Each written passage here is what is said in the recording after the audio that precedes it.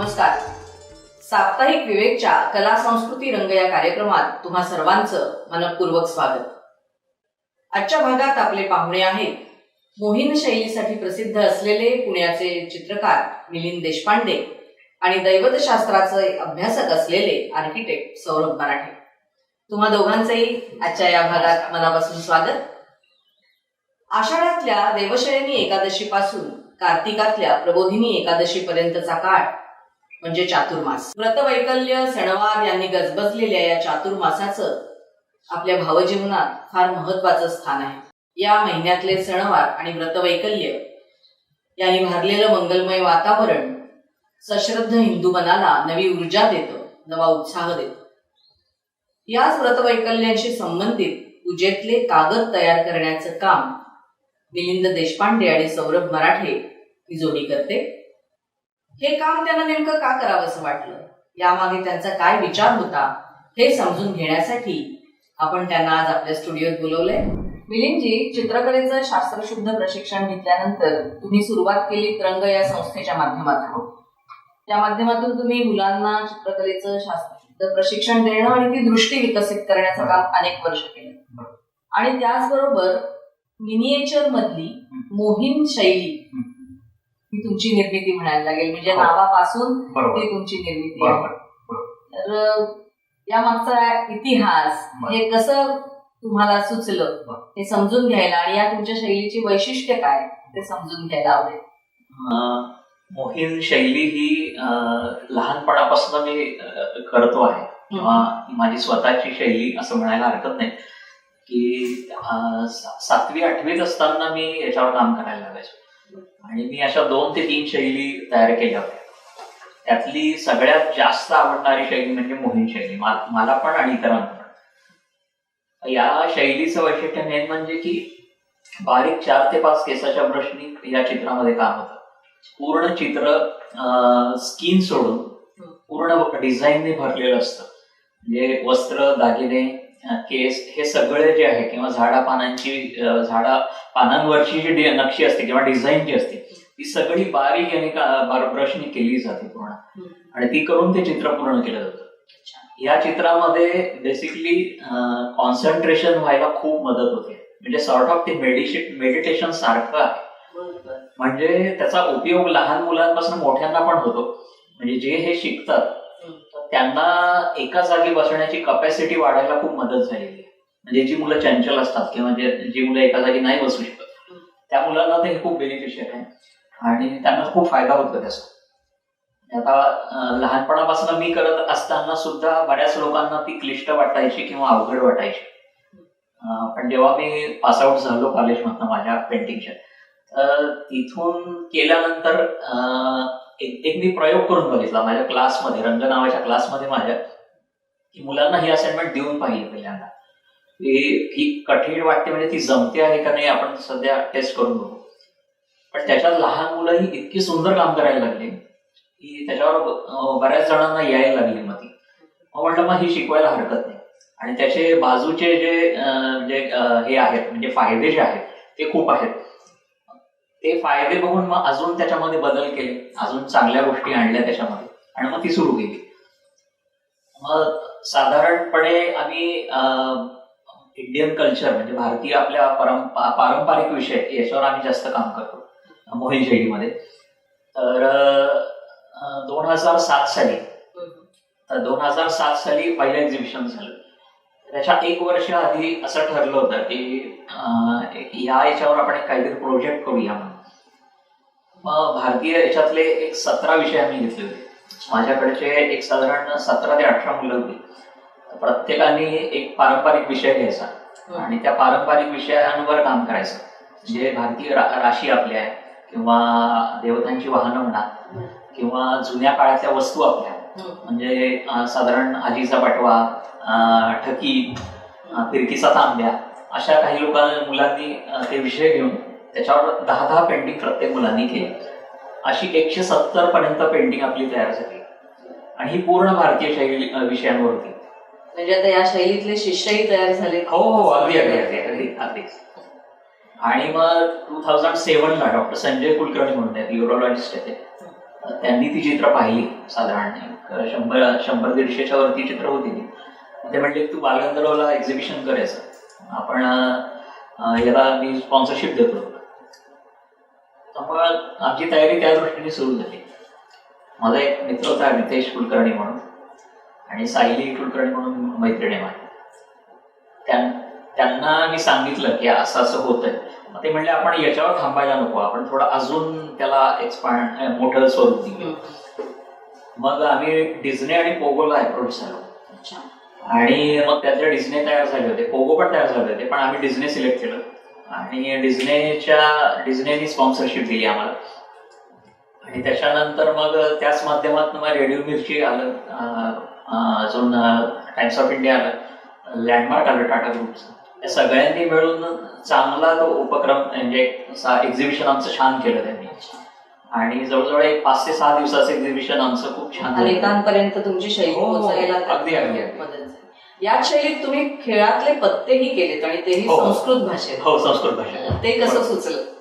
ते असे केलेत की खूप दिवसांपासून म्हणजे आतापर्यंत मी जे काही काम करत आलेलो आहे म्हणजे पेंटिंग मधलं, तर मला खूप व्हरायटी आणि त्याच्यामध्ये नवीन एक्सपेरिमेंट करायला खूप आवडतं, आणि तसे विषय मी शोधत असतो.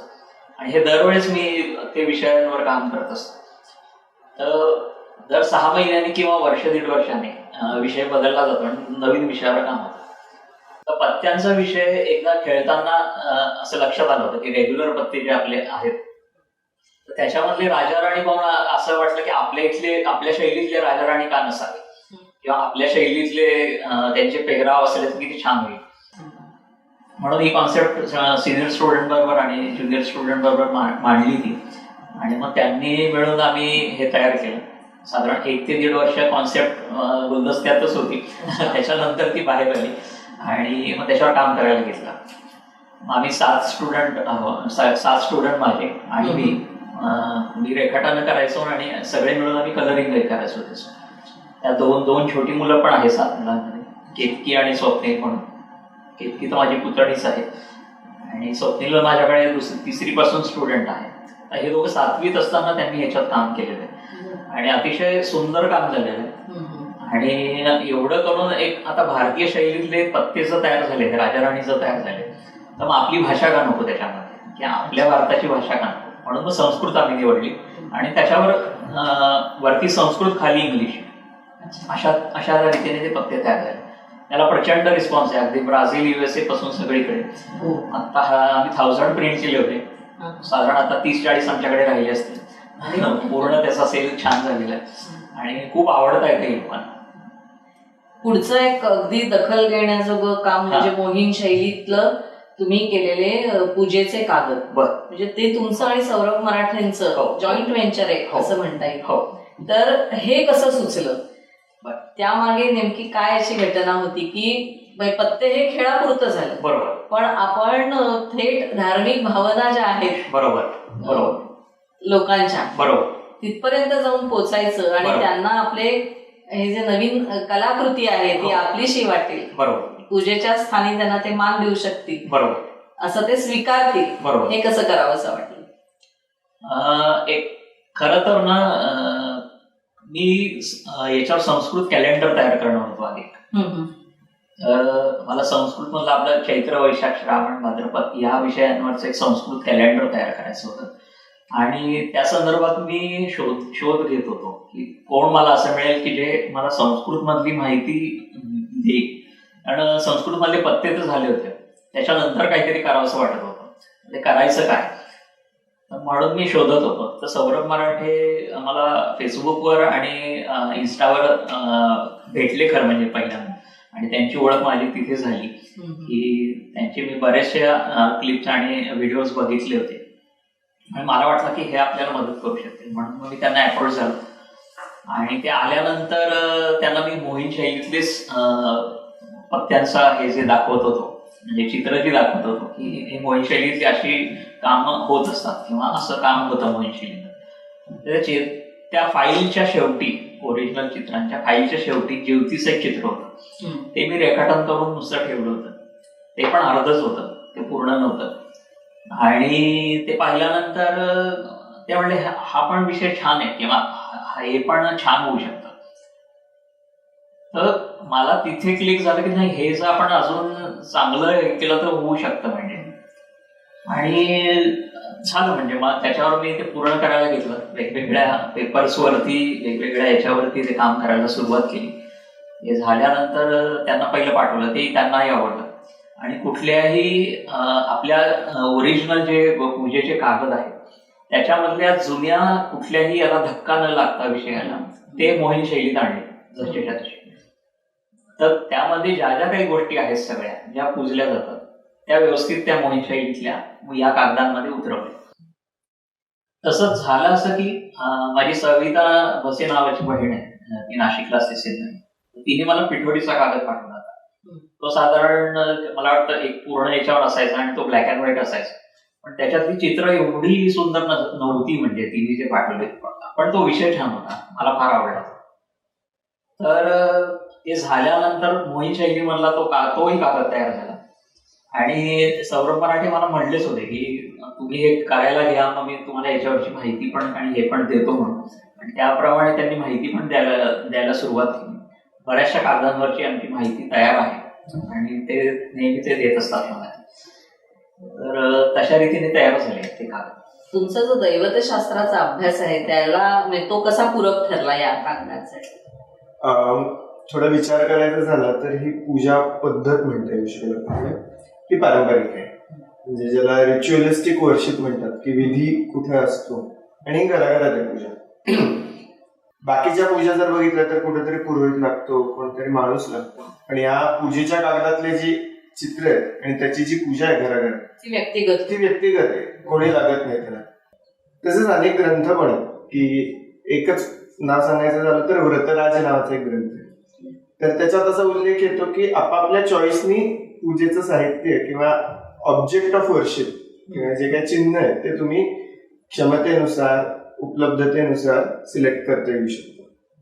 मग असं लक्षात येतं की पूर्वीच्या काळी चित्र नसतील किंवा लोक देवळात जात असतील तेव्हा देऊळच हे काय आपलं पूजेचं एक स्थान होतं. पण घरात कशाची पूजा करायची, तर मग सारवलेल्या भिंतींवर कदाचित चित्र काढून त्याची पूजा करत असतील. मग काही दिवसांनंतर मातीच्या मूर्ती बनायला लागल्या. आणि जेव्हा चित्र किंवा चित्राचे कागद बनायला सुरुवात झाली तेव्हा कदाचित ही प्रिंटेड चित्र बाजारात उपलब्ध झालेली. असं पण दिसतं की खूप पूर्वी सांगलीला एक छापखाना होता, त्याच्यात जशी आपली रवी वर्माची चित्र आहेत तशीच या पूजेच्या कागदांची पण चित्र छापली जात होती. बहुतेक तो बंद झाला, पण जुने काही छापखान्यातली चित्र आजही काही म्युझियम्स मध्ये आपल्याला बघायला मिळतात. मग ते काय आहेत नक्की, किंवा आपण आता पहिलं चित्र ज्याने वर्णन केलं की ज्योतीचं, ज्योती म्हणजे कोण? आपण घरात पूजा आहे म्हणून सगळेजण करतो, पण जर त्याच्याबद्दल थोडीशी माहिती मिळाली आपल्याला तर त्या पूजेचं चांगलं फळ मिळेल असं मला वाटायला लागलं. आणि मग ज्योती आहे किंवा आता पिठोरीचा कागद आहे, त्याच्यात 64 चौकोन या योगिनी आहेत. आणि मग प्रत्येकाला नाव आहे खरं बघितलं तर. आणि मग त्याची कथा आहे, मग तो मातृदिन आहे आपल्यासाठी. असे अनेक विषय आपल्या संस्कृतीतच होते. मग ते ह्या कागदाच्या रूपाने परत लोकांपर्यंत पोहोचता येऊ शकतील असं मला पण वाटलं. आणि देशपांडेंचा इंस्टाग्रामवर मेसेज खूप दिवस रिक्वेस्ट मध्येच पडलेला, मला दिसलाच नव्हता. पण ज्या क्षणी त्यांनी मला ही आयडिया सांगितली की आम्ही असं केलंय, मी लगेच म्हटलं की जाऊ दे, आपल्याला हे करायलाच पाहिजे, काहीतरी हे नवीन आहे. आणि आजच्या म्हणजे माझ्या पिढीच्या लोकांना कदाचित माहितीच नाही बऱ्याचशा गोष्टी, तोपर्यंत आपण नाही केलं तर कोण करणार, म्हणून आम्ही हे सुरू केलं. मला वाटतं आता वटपौर्णिमेचा कागद आहे, ज्योतीचा आहे, पिठोरीचा आहे. मला विशेष वाटतं ते हरताळकेचा कागद, म्हणजे आजही आपल्याकडे हरताळकेसाठी मूर्ती आणून पूजा करायची पद्धत आहे. तर त्या मूर्तींवरून कागदाच्या पूजेवर शिफ्ट करणं हे तसं अवघड काम आहे. काहींना ते पटतं की या मूर्ती विसर्जित करता येत नाहीत किंवा त्या प्लॅस्टर ऑफ पॅरिसच्या असतात, शाडूच्या म्हटलं तरी त्या विरघळत नाहीत पाण्यात. त्यामुळे ज्यांना आता पर्यावरणाचं भान आलंय अशा महिला लवकर कदाचित कागदाच्या पूजेवर शिफ्ट होतील. पण तुम्ही हरताळकेचा कागद केलात तो मला विशेष वाटतो. आणि त्याला अलीकडेच तुम्ही जोड दिली ती एक भूमातेचा कागद केला, त्याविषयी पण सांगा. बरोबर. भूमातेचा कागद खरं तर ती संकल्पना खूप छान आहे, म्हणजे सुंदर संकल्पना आहे. एक अनिल देवळकर म्हणून इथे नेरळचे हे आहे, सगुणा बागेत एक शेतकरी आहे, तरुण शेतकरी आहेत. ते काम थ्रू माझ्यापर्यंत आले आणि त्यांनी फोन केला मला की मला असं तुमच्या मोहीम शैलीमध्ये भूमातेचा कागद तयार करून हवा. त्यांनी कॉन्सेप्ट सांगितली त्यांची. कॉन्सेप्ट अतिशय सुंदर होती आणि त्या कॉन्सेप्टवर मला काम करायला मिळतंय हाच माझा जास्त आनंद होता. म्हणजे की ते कसं मांडायचं किंवा कसं सादरीकरण करायचं, तर ते करताना खूप मजा येते बेसिकली. आणि त्यांनी भूमातेचं चित्र जे उभं केलं होतं, तिची धान्याची साडी आहे किंवा तिच्या मागे सूर्यफुलाचं हे आहे, ते तेजोवलय जे असतं तर ते सूर्यफुलाचं आहे. अजून तिच्या पायाशी तिच्या खांद्यावर 2 फुलपाखरं आहेत आणि तिच्या पायाशी साधारण आपले हे साधारण एक ढाल्या नावाचा कीट असतो तो आहे किंवा गांडूळ जे जमिनीला पूरक असतात ते आहे. अजून जे जे काही शेतीसाठी उपयुक्त आहे किंवा जे जे जमिनीला उपयुक्त आहे तशा सगळ्या गोष्टी त्यांनी त्या चित्रात मांडल्या. कदाचित तो कागद आपल्या भूमातेच्या कॉन्सेप्टची थोडासा वेगळा असेल, पण तो सुंदर आहे. ती कॉन्सेप्ट आताच्या याला व्यवस्थित बसते आणि ती छान वाटते. तोही कागद मी दाखवेनच तुम्हाला.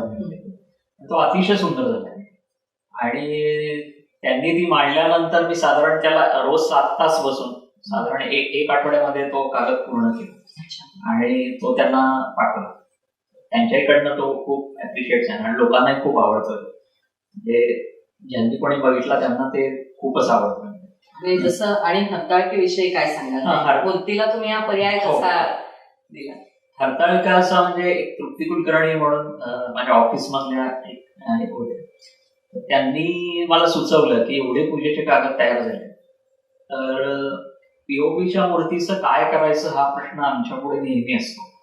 म्हणजे त्यांची म्हणजे गणपतीच्या मूर्ती आता लोक पीओपीच्या घ्यायला टाळतात किंवा नाही घेतात. आता लोक शाडूच्या मातीकडे येत आहेत किंवा पंचधातू किंवा धातूच्या मूर्तींकडे लोक वाढले.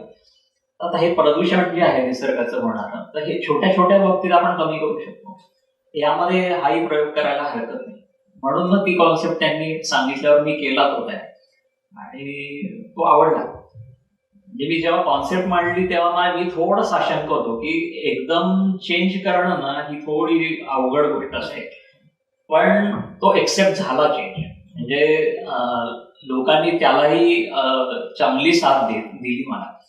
म्हणजे अजूनही तो कागद 25-30च्या वरती सेल होतो आणि चांगल्या रीतीने सेल होतो आणि लोक त्याला मला वाटतं साथ देत आहेत म्हणून ते होत आहेत चांगल्या बदल. कुठले सकारात्मक बदल हळूहळू होतात पण ते दीर्घकाळ टिकणारे असतात. आणि या सगळ्या बोलण्यातनं असं लक्षात येतंय की पर्यावरणाविषयीची जागरूकता जी लोकांमध्ये वाढतीये ती अशी एक्सप्रेस होती अशा सगळ्या प्रतिसादात. म्हणजे फक्त हरतालिकेचं नाही तर नागपंचमीचं पण कागद आहे त्यांचं. हो, नागपंचमीचाही आम्ही तयार केला. तो पण क्लेच्या मूर्ती किंवा मातीच्या पीओपीच्या मूर्ती ज्या असतात नागायला त्याच्याऐवजी आम्ही नागपंचमीचा कागद तयार केला. तो पण चांगला हे होतोय.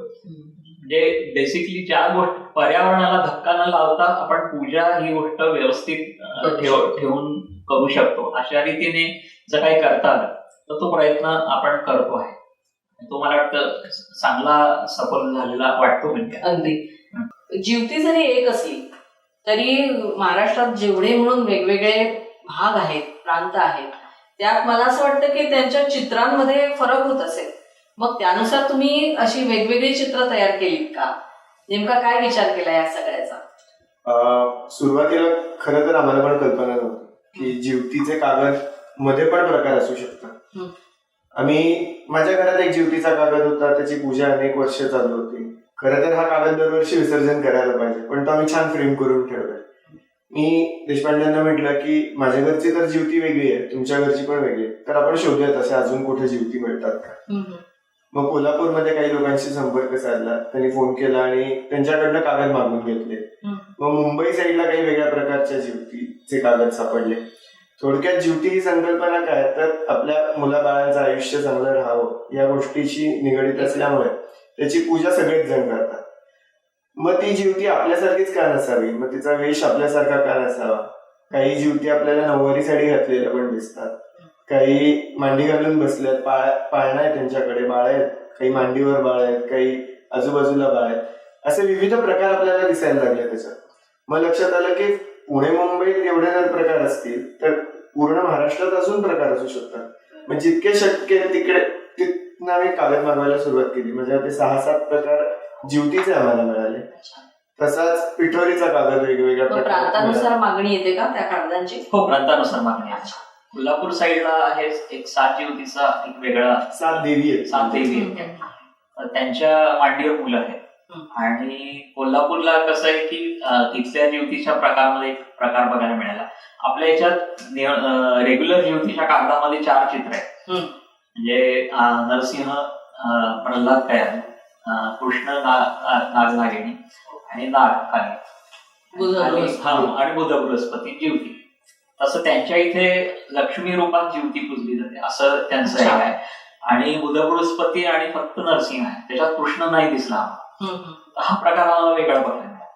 आणि मग ते पण वेगळे डिझाईन केलेले आहेत त्यांच्यासाठी. कदाचित असं असेल की सगळे जे देव आहेत हे श्रावणात पूजले जाणार आहे. मग प्रत्येकाचा वेगळ्या वेगळ्या फोटो किंवा वेगवेगळा कागद करण्यापेक्षा एकाच कागदावर कदाचित झाले असू शकेल. पण काही ठिकाणी फक्त ज्योती, काही ठिकाणी फक्त बुध बृहस्पती अशी पूजा केलेली दिसते आपल्याला. आणि मग त्या अनुषंगाने तसे कागद बनायला सुरुवात झाली ती. मग फक्त माहिती कागदाची द्यायची का ते व्रत काय आहे हे सांगायचा मी थोडा प्रयत्न केला. की ते व्रत नक्की कसं चालू झालं, त्याचा थोडासा इतिहास सांगता आला तर त्याच्या अनुषंगाने काही गोष्टी असतात त्याच्यात. म्हणजे वटसावित्रीची पूजा, म्हणजे वटपौर्णिमेला जी करतो ती वटसावित्रीची कथा कशात आली, महाभारतात आली का दुसऱ्या कुठल्या ग्रंथात आली, ह्याचा आम्ही थोडीशी माहिती द्यायला सुरुवात केली. मग ते व्रत करायची पद्धत काय आहे सर्वसामान्य, म्हणजे प्रत्येक प्रांताप्रमाणे बदलतं. पण काही ठराविक गोष्टी आपल्याला दिसतात की फुटाणे किंवा डाळ, प्रोटीनयुक्त पदार्थ, गुळ हे पूजेचा भाग आहे किंवा मातीशी संबंध आहे, त्या सीझन मध्ये येणारे फुलांशी संबंध आहे. मग ही माहिती त्या कागदाबरोबर जर लोकांपर्यंत पोहोचली तर त्याचा नक्कीच उपयोग होईल. सो ह्या सगळ्या गोष्टी त्याच्यात अनेक ग्रंथ, अनेक पोथ्या ह्याच्यातनं शोधून टाकायचा प्रयत्न केलेला आहे. आणि मला असं वाटतं की हरताळकेप्रमाणे वटपौर्णिमेचा कागदही लोकांनी स्वीकारला. हो हो, अगदी अगदी अगदी. म्हणजे आता टोटल 15 ते 20 कागद तयार झालेत. अच्छा. आणि मला वाटतं नवी पिढी पण हे कागद पाहून उत्साही झाली की ते पण पूजेकडे सुटसुटीत प्रकार त्यांच्या एकूण सगळ्या लाईफस्टाईलशी बरोबर मेळ खाणार असं वाटतं. आणि तर मग कदाचित या परंपरा टिकतील, उत्साहाने आणि आवडीने केलं जाईल. ते त्याचा एक बोजा वाटणार नाही. बरोबर. आणि क्लिष्टता निघून जाते त्याच्यातली. म्हणजे आता वडाचं झाड शोधा, तो झाड नाही मिळालं तर फांदी तोडून आणा. त्याच्याऐवजी त्याच भावाने कागदाची पूजा जर केली, भाव तिथं दे, तसं केलं तर होऊ शकतं. आणि मला वाटतं की याच्यामध्ये ना नव्या पिढीला खूप याचा आकर्षण किंवा नव्या पिढीला जर ते चांगल्या पद्धतीने दिलं ना तर ते त्याच्याकडे जास्त मनापासून स्वीकार. तो उद्देश आमचा बऱ्यापैकी सफल झाला असं म्हणायला हरकत नाही. मला असं वाटतं की चित्रकाराची प्रतिभा आणि सर्वसामान्यांचं सजगता पर्यावरणाविषयी या दोन्हीचं हे कॉम्बिनेशन आहे. मिळणारा प्रतिसाद आणि तुम्हाला नवनिर्मिती यातही करावीशी वाटणं. त्यामुळे ही चित्र ही या दोन्हीची उदाहरणं आहेत असं आपण म्हणू शकतो. मला अतिशय आनंद होतोय की ही माहिती द्यायला तुम्ही आज विवेकच्या प्लॅटफॉर्मवर आलात. आणि याची खात्री आहे की पोचतेच आहे, तुमचं काम लोकांपर्यंत पोचतच आहे, पण आमच्या माध्यमातून ते अजून अधिकाधिक लोकांपर्यंत पोचेल. आणि आपण नक्कीच तुमच्या संपर्काचा नंबरही डिस्क्रिप्शन बॉक्समध्ये देणार आहोत लोकांसाठी. त्यामुळे तुमची कला आणि त्यामागचा विचार पोचायला आजची ही मुलाखत नक्की मदत करेल. मला खूप छान वाटतंय की या निमित्ताने विवेकशीही जोडले गेलात दोघं जण. दोघांनाही मनापासून धन्यवाद देते. तर प्रेक्षक हो, आजचा कला संस्कृती रंगचा भाग तुम्हाला कसा वाटला ते आम्हाला कमेंट बॉक्समध्ये नक्की कळवा. विवेकचं युट्यूब चॅनल सबस्क्राईब करा आणि विवेकचं फेसबुक पेज लाईक करा. धन्यवाद.